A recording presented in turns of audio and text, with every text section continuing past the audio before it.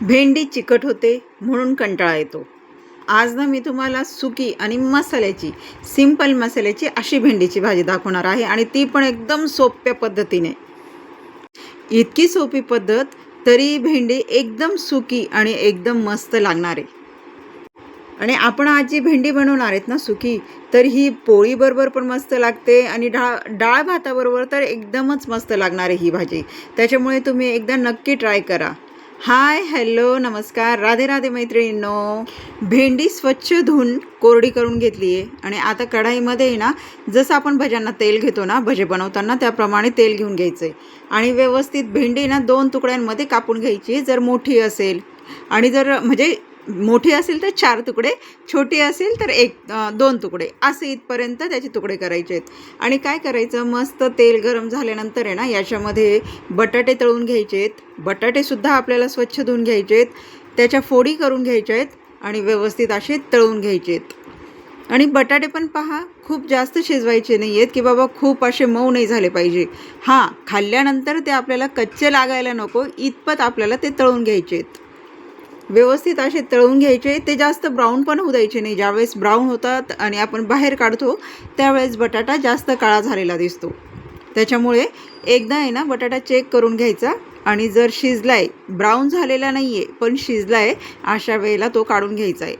जसा माझा या इथे बटाटा तयार झाला आहे आणि मी बटाटे काढून घेतलेत कारण तो व्यवस्थित शिजला आहे, कच्चा लागणार नाही आहे तो.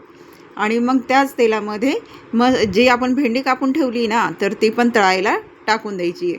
आणि भेंडी पण आता आपण गृहिणी, आपल्याला हे तर कळतं की बाबा कुठपर्यंत भेंडी आपल्याला शिजवायची आहे तेलामध्ये आणि कधी काढायची आहे, नाही का. म्हणजे आता त्या भेंडीचं मी माप कसं सांगणार आहे किंवा मी म्हणजे कसं झाल्यावर काढा असं सांगू शकत नाही आहे, कारण जर ती काळी झाली तर. म्हणून आता आपण बायका तो इतक्या हुशार झालेलो आहेत ना की आपल्याला समजतं बरोबर कोणत्या स्टेजला आपल्याला भेंडी बाहेर काढायची आहे.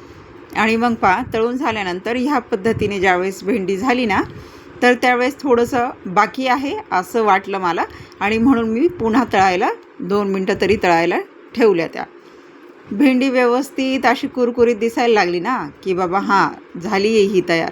अशा वेळेस भेंडी आपल्याला काढून घ्यायची आहे. आणि भेंडी पण खूप जणांना आवडत पण नाही, पण एकदा तुम्ही अशा प्रकारे ट्राय करा, तुम्हाला नक्की आवडेल. कारण भेंडीची तशी चव काही राहत नाही या भाजीमध्ये. भेंडीला तिची चव नाही आहे असं नाही, भेंडी खाताना थोडीशी चिकट लागते त्याच्यामुळे खूप जणं खात नाही. पण ही भेंडी जी आहे ना ह्या पद्धतीने जर केली तर अजिबात तुम्हाला चिकट लागणार नाही आहे.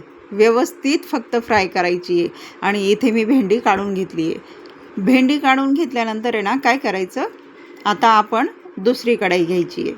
कारण आता त्या कढाईमध्ये तेल गरम आहे खूप आणि त्या लोखंडी कढाईमध्ये केली ना भेंडी तरीही चालते, असं काही प्रॉब्लेम नसतो. पण आता दुसरी कढाई घेतली आणि त्याच्यामध्ये मी हे बटाटे आणि भेंडी टाकून दिलेत. भेंडी आणि बटाटे टाकून जरी दिले मी कढाईमध्ये तरी पण आपल्याला इथे थोडंसं तेल ॲड करायचं आहे. कारण आता तुम्ही म्हणाल आधीच तर तेलामध्ये तळलेले जरी असले तरी त्याच्यामध्ये खूप असं तेल राहत नाही, मग ती भाजी खूप कोरडी लागते. त्याच्यामुळे थोडंसं तेल टाकायचं आहे.